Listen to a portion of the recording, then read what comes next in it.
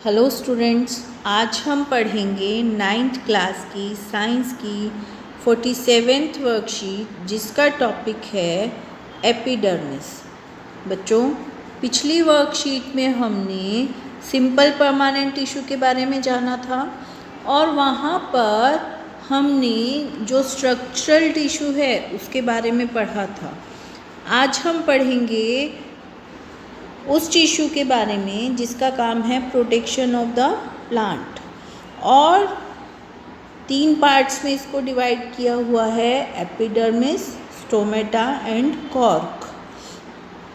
Protective tissue का काम है प्लांट की प्रोटेक्शन, और पूरा का पूरा प्लांट प्रोटेक्टिव टिश्यू की कवरिंग में कवर्ड है और सिंपल टिश्यू है बट सपोर्टिव टिश्यू से डिफरेंट फंक्शंस हैं इसके।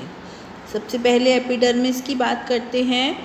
एपिडर्मिस प्लांट के हर एक भाग को कवर करती है, flower, leaves, stem, outer layer of fruits, सभी की सभी एक एक्सटर्नल लेयर ऑफ सेल से कवर्ड हैं जिसे कहा जाता है एपिडर्मिस। और मोस्टली सेल्स जो हैं फ्लैट हैं, आउटर सेल वॉल थिक है इनर वॉल से, ठीक है। और साथ ही साथ एरियल पार्ट्स में एक लेयर प्रोड्यूस होती है जिसे कहा जाता है क्यूटिकल, और इसके अंदर एक wax type water resistant substance secrete होता है, क्यूटिन। और प्रोमिनेंट कहाँ पर है?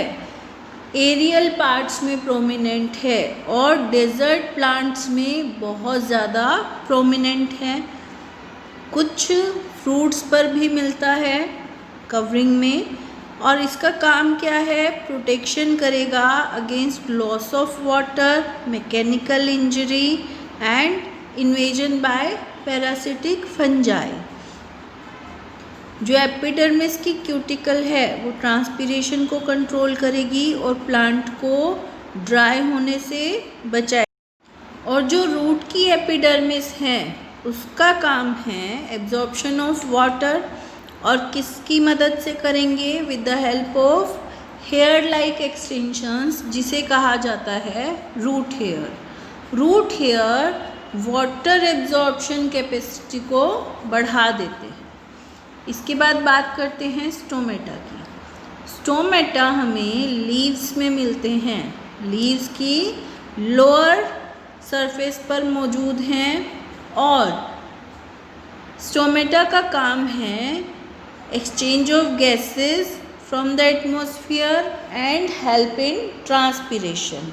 और स्टोमेटा सराउंडेड होते हैं किडनी और बीन्स लाइक स्मॉल सेल्स जिन्हें कहा जाता है गार्ड सेल्स। और ये गार्ड सेल्स क्या करते हैं? स्टोमेटा की ओपनिंग और क्लोजिंग को कंट्रोल करते हैं जिससे कि वाटर लॉस ज़्यादा ना हो और एक्सचेंज ऑफ गैसेस इजीली हो सके। अब कॉर्क या कैम्बियम की बात करते हैं। देखो, जैसे जैसे प्लांट ओल्ड होता जाएगा तो आउटर लेयर की जो सेल्स हैं वो हार्ड हो जाएंगी और कॉर्क में चेंज हो जाएंगी। इसे हम बार्क के नाम से भी जानते हैं जिसको हिंदी में छाल कहा जाता है, ठीक है। और इसके अंदर सुबेरिन एक केमिकल सब्सटेंस है, उसका डिपोजिशन होगा और सेल वॉल्स थिक हो जाएंगी और इंटरसेलुलर स्पेस ख़त्म हो जाएगा, और साथ ही साथ सेल्स जो हैं वो डेड हो जाएंगी, ठीक है। और सुबेरिन बार्क और कॉर्क को गैसेस और वाटर से इम्प्रीवियस बना देता है, यानी कि उन चीज़ों का असर होना बंद हो जाता है प्लांट के ऊपर और प्रोटेक्शन देता है अगेंस्ट जर्क्स एंड वाउंड्स, ठीक है। तो ये थी हमारी वर्कशीट। और कुछ क्वेश्चंस देखते हैं। First question is, what are protective tissues and where are they located in a plant? So protective tissues are those tissues which protect the plant. For example, epidermis, stomata and cork, and these are located in every part of the plant. Like epidermis covers the whole plant, stomata is found in leaves and cork is found in stem of the plant. Write the functions of epidermis. Epidermis protects the plant against different types of things like excess of transpiration or loss of water, mechanical injury and invasion by parasitic fungi. Next question है, where is stomata located in plants? Stomata is located in leaves in plant. What are the functions of stomata? Stomata के function है exchange of gases from atmosphere and help in transpiration. Why is cork hard? Because of suberin. What benefits do plant get due to this? Plant get impervious to gases and water and it protects the plant from germs and wounds.